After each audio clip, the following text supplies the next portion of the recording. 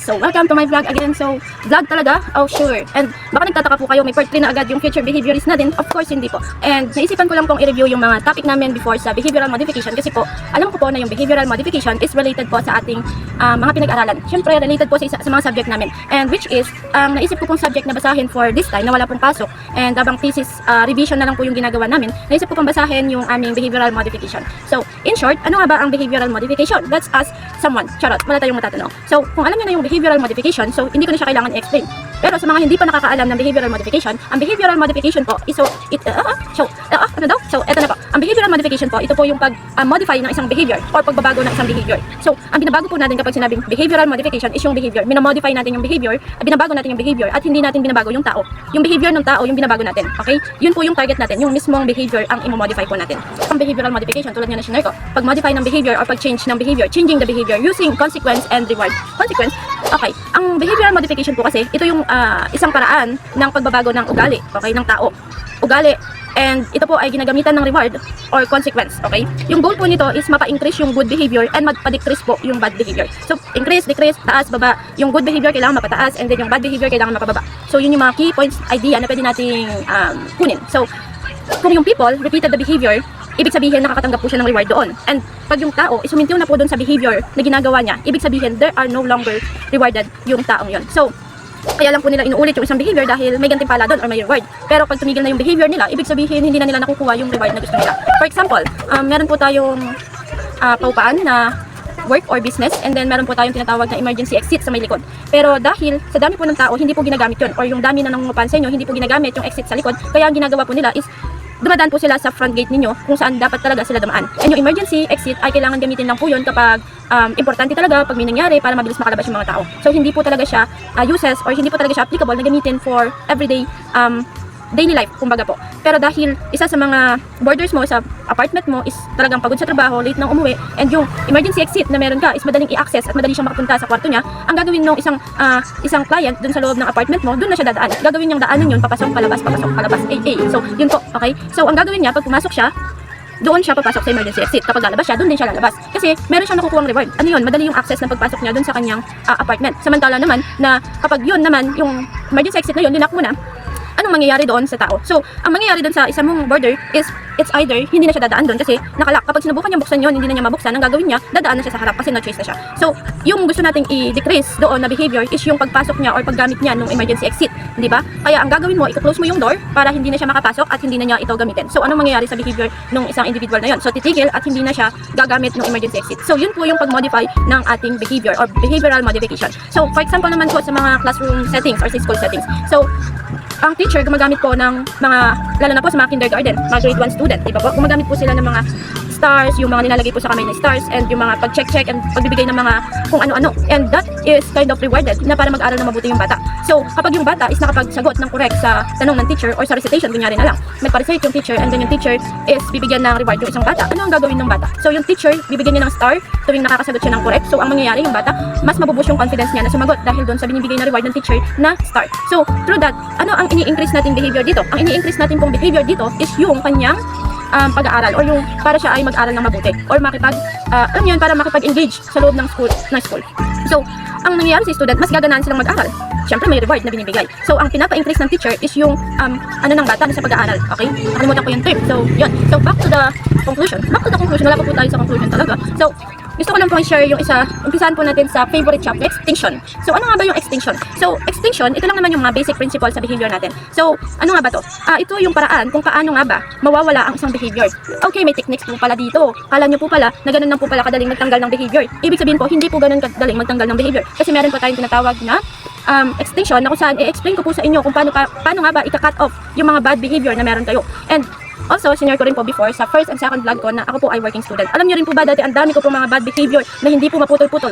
First year, second year, third year, ngayong fourth year kahit papaano, kaya-kaya naman po. Kaya ang ganda-ganda po nito. Kaya gusto ko siyang okay, gusto ko po siyang i-share sa inyo. So, una, i-define po muna natin kung ano nga ba ang extinction. So, extinction happen when a behavior is no longer reinforced. Okay po? So, it is gradually stopped. So, ang nangyayari po dito, yung extinction po kasi kapag hindi na po siya nakakatanggap ng reward, wala na pong consequence, kaya unti-unti pong nawawala ang behavior. So, ano yun? Paano yun? So, ang nangyayari lang po sa extinction, kapag sinabing extinction po, ito po yung mga behavior, tulad nga po nung example ko kanina sa behavioral modification. Ano pong ginagawa ng isang client sa isang apartment. Di ba gumagamit po siya ng emergency exit sa pagpasok niya sa boarding house niya. Kasi nga po, madali yung access.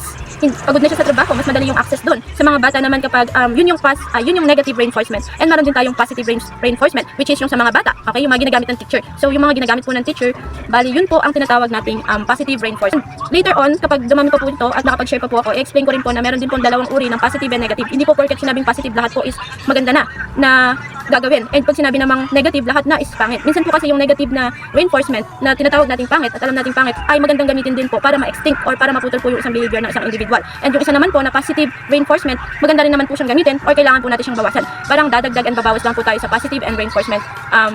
Nakalimutan ko. Charot. Reinforcement po sa ating behavior, consequence kumbaga. So, in that term, mapipigil or matitigil po yung tinatawag nating bad behavior and good behavior kung kailangan po talaga. Depende po yun sa situation ng isang individual kung ano po yung pinakaharap niya, kaya kailangan po natin siyang i-assess po. And sa pag-assess sa mga individual na ganon, meron din po tayong tinatawag na behavioral graph para makita po natin yung pagbabago ng kanyang behavior. Kung gusto niyo pong malaman, pwede ko pong ituro sa inyo, pinag-aralin ko po yun at aaralin ko po ulit. Basta gusto niyo lang pong malaman. And yun nga po, so sabi dito, ang behavioral daw po is unti-unting mawawala. Gradually mawawala siya. So, paano nga ba nangyayari yung mga ganong bagay? Okay, paano nga ba nangyayari na nawawala yung behavior? Or paano nga ba nangyayari? So, na-explain ko naman na sa inyo kung paano nawawala yung behavior. Na-explain ko na ba? So, ito, how does it happen? So, paano nga ba nangyayari yun? So, yung behavior na yun, yung paglabas-pasok ng isang individual sa exit side ng apartment is dahil nakakuha siya ng reward na madali yung access sa kwarto niya. Pagod na nga siya, hindi na siya maglalakad ng malayo at mas magiging madali sa kanya yung access niya papunta sa kwarto niya. So, anong nangyayari doon? Nakakatipid siya ng lakas, mas madali yung pagpapahinga niya, magagawa niya agad yung gusto niya at hindi pa sayang sa oras. Pero ang tanong, tama ba yung ginagawa ng client mo na dumadaan siya sa exit part or sa exit gate? Okay, emergency exit. So, ang sagot is hindi po. So, ano yung dapat mong gawin? Kailangan mong putulin yung reward na nakukuha niya doon sa exit or emergency exit na yun. Paano mo puputulin? Yun ang tanong. Paano mo puputulin? Eh di ilak mo, di ba? Ilak, isarado, or pwede mong lagyan ng kahit na ano para hindi na niya mabuksan. So, through that, ang mangyayari doon is mapuputol yung behavior or titigil yung behavior niya na ginagamit niya yung emergency exit. And ganun din naman pagdating sa school settings na kung gusto mong maging active yung bata, gusto mo siyang makuha ng attention o makuha yung attention ng bata dahil parang feeling mo hindi ka na worth it or hindi na gumagana yung mga ginagawa mo, kailangan mong bigyan ng reward system yung bata. Kaya kailangan mong tingnan kung kailangan mo bang magbigay ng reward or magtanggal ng reward. And kadalasan sa mga bata or sa elementary days is ginagamit yung reward system para maakit or para lumapit yung bata or mas mag-engage pa sa loob ng klase yung bata.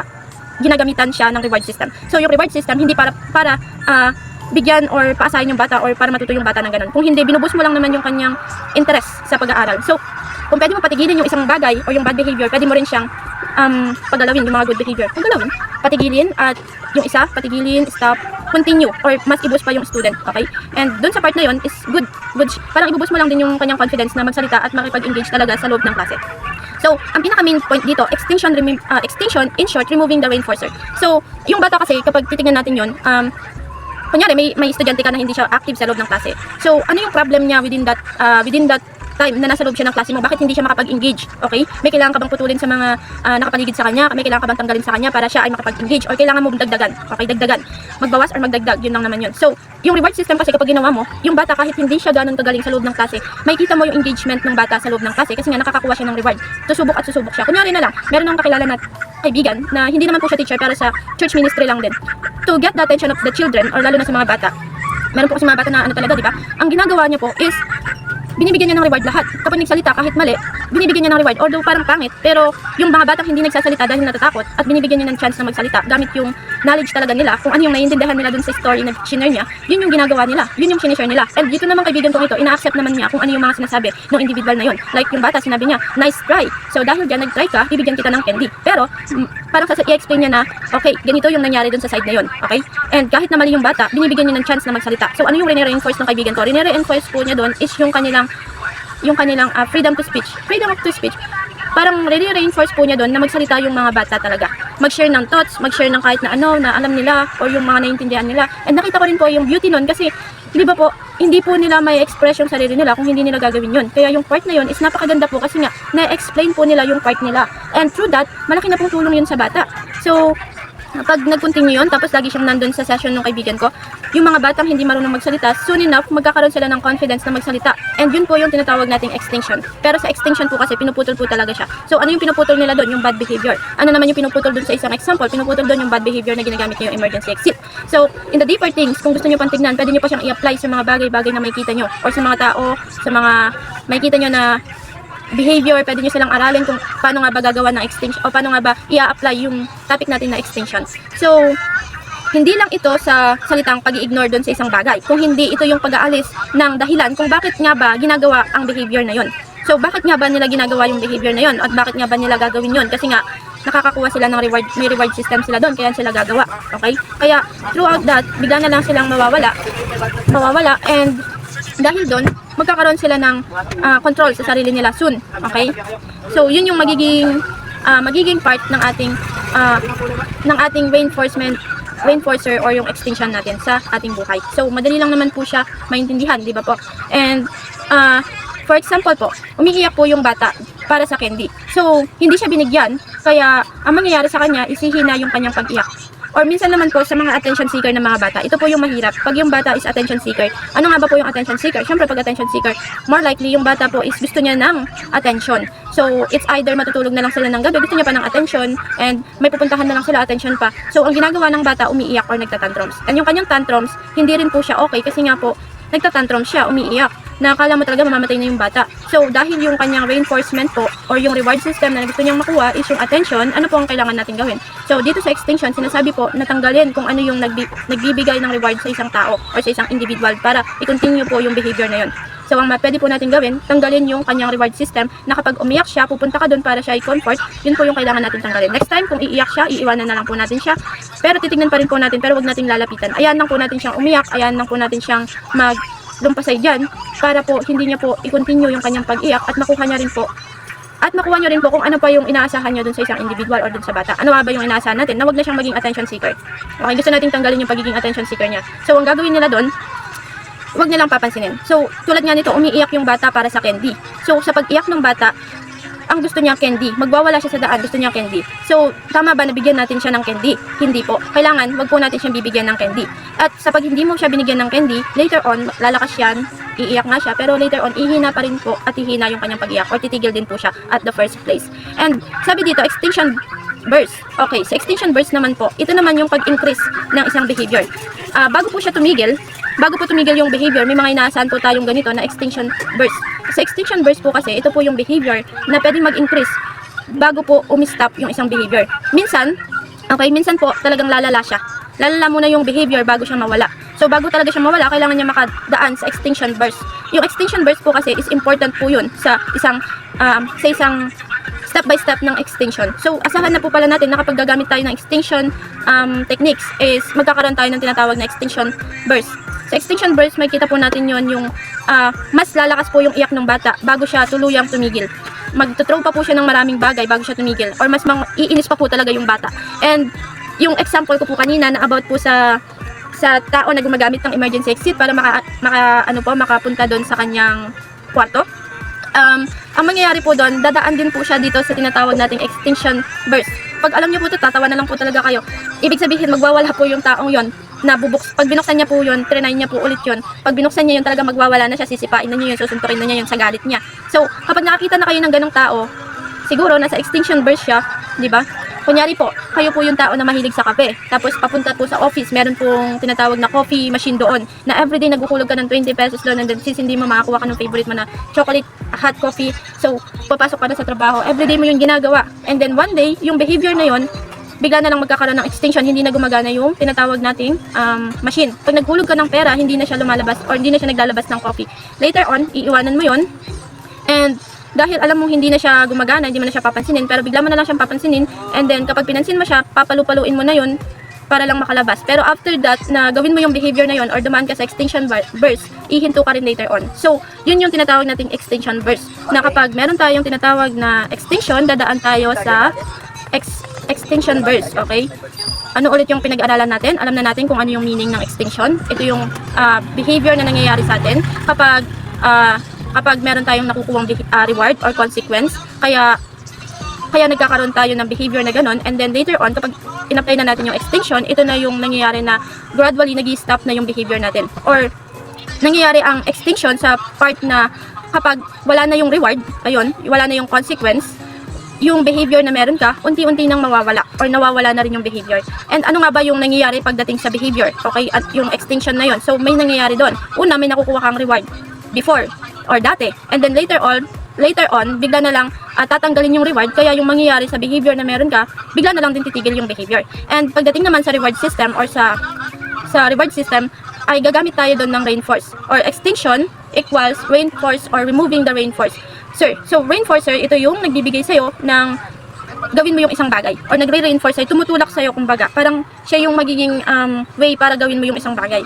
So, hindi lang ito sa salitang i-ignore natin yon, kung hindi sa pag-alis talaga ng dahilan kung bakit natin ginagawa yung behavior. So, i-distinguish natin kung ano nga ba yung dahilan ng isang tao na ginagamit niya yung exit or emergency exit as entrance papunta sa ano niya. Ano nga ba yung reward na nakukuha niya doon?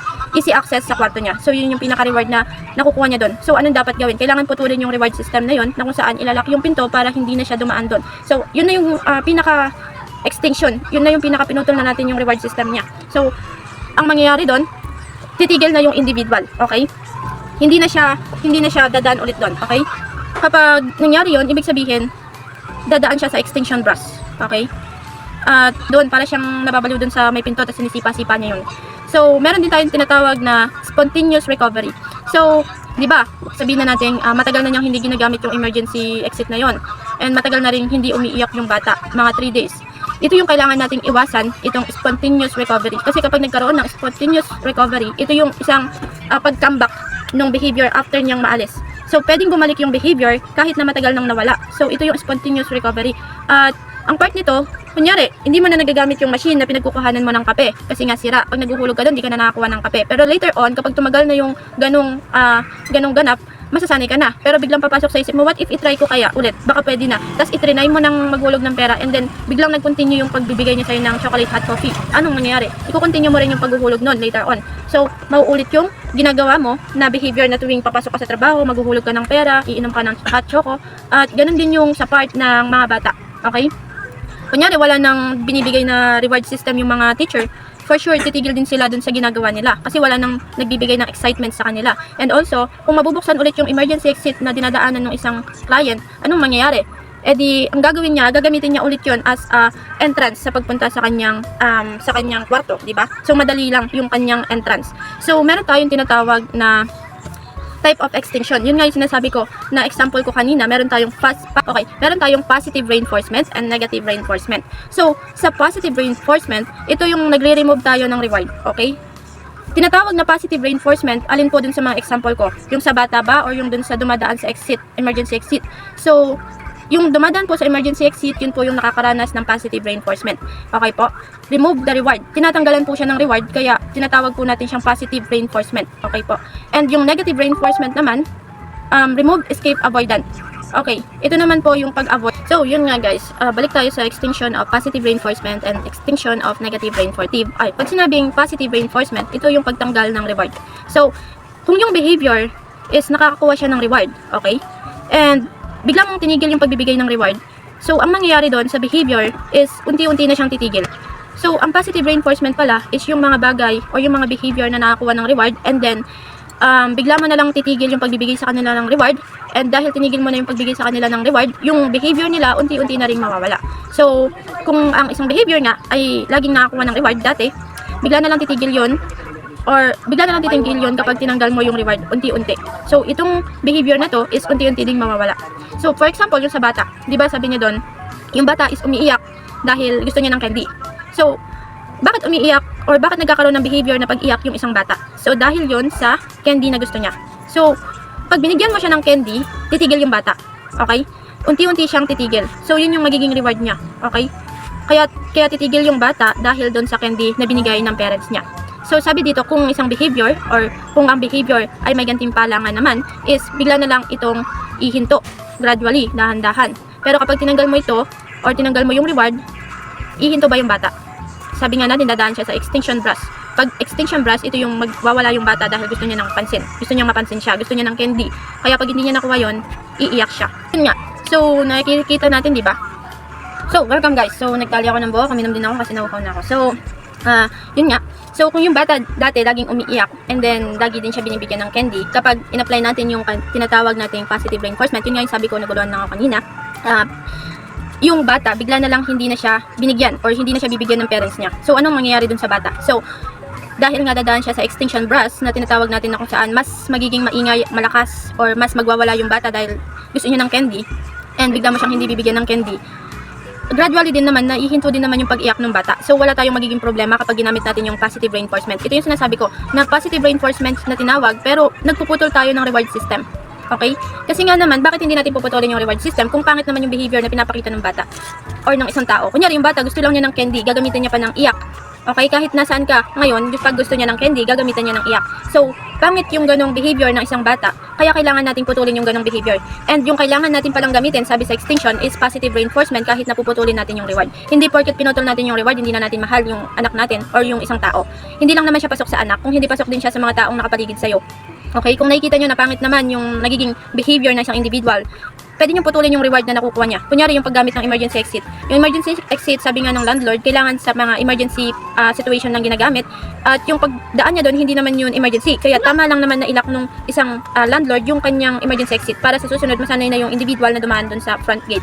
So, yun yung sinasawag nating positive reinforcement. So, hindi lahat ng negative reinforcement is nagiging negative. Minsan pala, yung negative reinforcement is nagiging positive din pala siya. Okay? So, hindi lang siya basta negative pag pinutulan mo ng reward system yung bata, kung hindi, meron din siyang tinatawag na positive reinforcement. So, ano naman yung extinction of negative reinforcement? So, dito naman sa part na to, ito yung idea, okay? Tanggal, okay? Tinatanggal. Yun nga, positive reinforcement, may tinatanggal tayong reward system para matanggal yung pangit na behavior or yung bad behavior na meron yung tao. And then, sa extinction negative reinforcement naman, lagi nyo lang tatandaan na pag sinabing negative reinforcement, okay, ang tinatanggal natin dito is yung pag-iwas, okay? Yung kanina sa positive reinforcement, ang tinatanggal natin dito is yung reward system nila. Yung praises, yung candy, yung pagdaan niya ng emergency exit, yun yung tinatanggal natin. But dito sa negative reinforcement, tinatanggal natin dito yung ginagawa ng tao na nagiging siyang avoidant or pag-iwas ba. Iniiwasan niya yung mga choirs na pwede niyang gawin. Tulad na lang may exam yung isang individual o yung isang bata. And then bigla siyang hindi papasok at sasabihin niyang may sakit siya. So, kahit wala naman siyang sakit. So, yun yung tinatawag na pag-iwas. So, ang tinatanggal natin sa negative reinforcement is yung pag-iwas. So, for example na lang, yun nga, yung student na nagpapanggap na may sakit dahil meron silang exam. Okay? Nagpapanggap siya para hindi siya magkaroon ng exam or mag-take ng exam. So, anong gagawin dito? So, yung teacher, pipilitin pa rin niya yung student na magpumasok kahit na alam naman niya na, yun nga, kahit alam naman niya na may sakit. So, bakit niya pipilitin pala?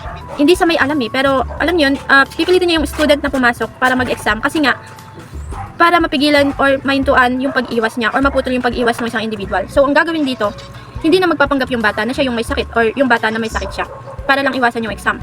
Okay, gagawin niya, papasok na siya at mag-exam na siya. So, tandaan natin na pag sinabing negative, ito yung may mga tao na ginagamit to.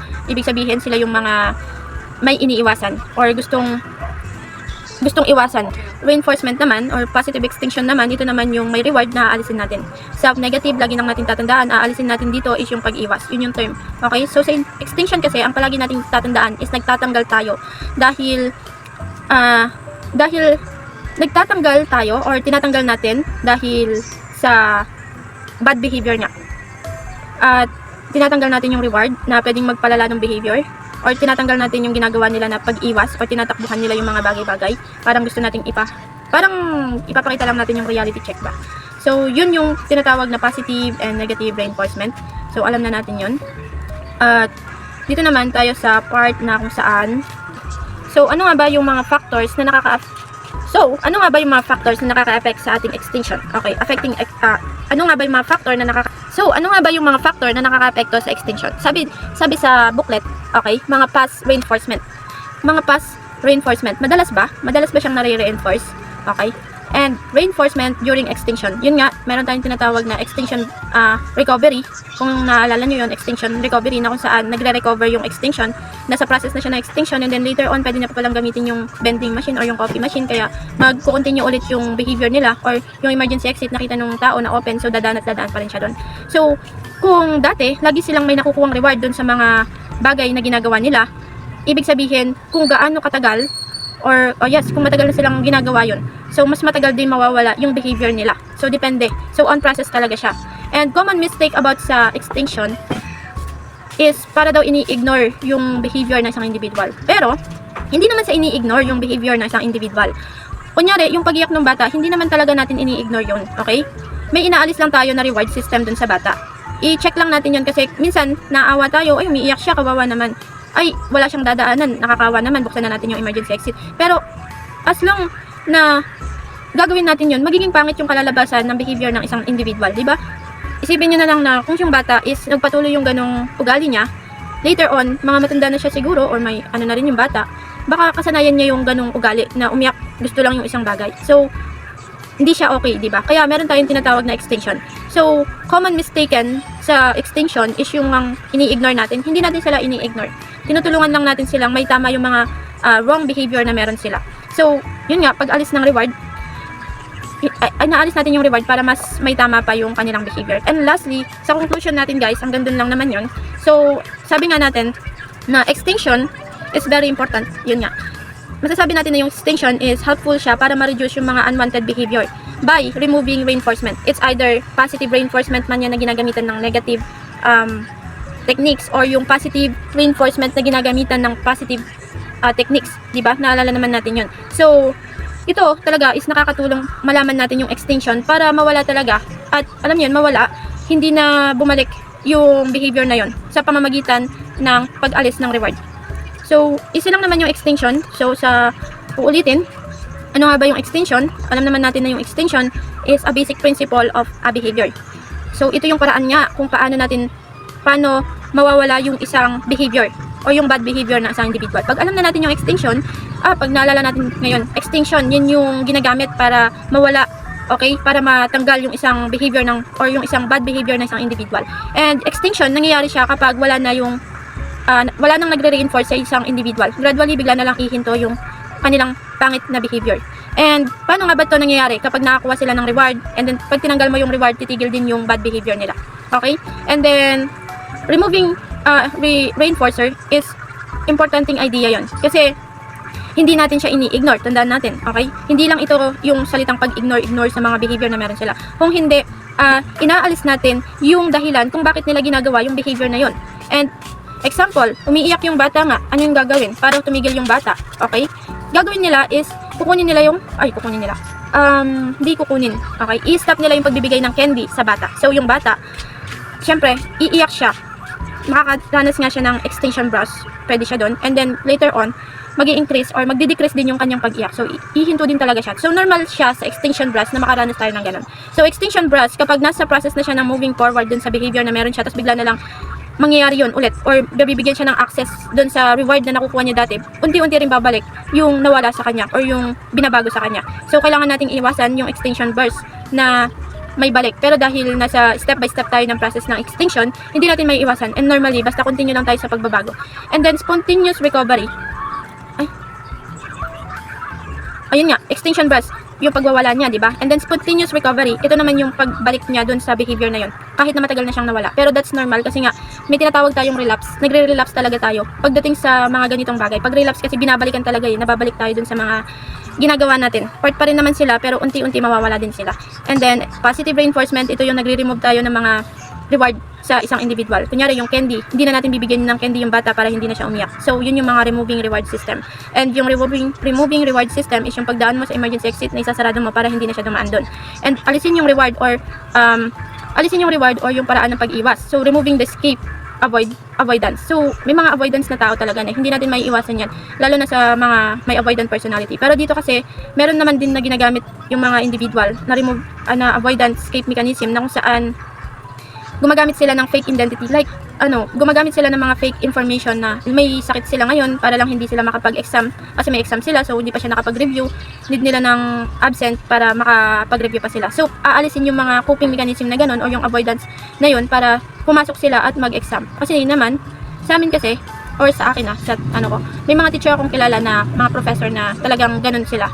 So pinaalagahan nila yung oras, yung talagang firm sila sa decision. Pero kapag meron namang talagang letter ng hospital, accepted naman, lalo na kapag malala. Pero ito nga, yung sinasabi natin, avoidance. Tinatanggal lang natin yung pag-iwas. Kunyari yung mga batang hindi nagugas ng plato sa bahay, laging ina-avoid yung mga gawain sa bahay, kailangan nating alisin yung mga behavior na yun. So sa panong paraan?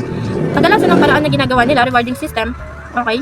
or pilitin sila. Kaya sa school, kapag late ka, tinanong ka ng teacher, bakit ka late?